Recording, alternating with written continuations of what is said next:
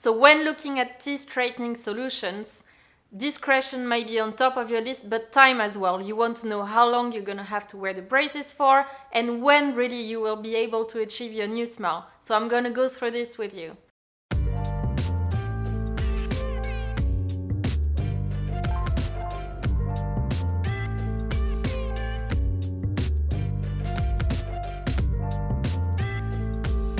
So the length of the treatment itself will depend on the position of your teeth and also your specific goals. And in average with Straight Teeth Direct you can get straighter teeth in 5 to 9 months and you'll start seeing results in as little as 90 days. And the good thing is you will be able to see exactly your predicted results and how long your treatment should take in your straight teeth plan, which will be presented to you before you order your aligners. And here you can see what Debbie was able to achieve with Straight Teeth Direct in the space of 5 months. Now in terms of the process, it will depend on how responsive you are of course, but all in all, from sending your initial photos to wearing your aligners could take in as little as 1 month to 6 weeks. In this timeline, you can see what to expect and how quick it could be for you to achieve your smile goals at home.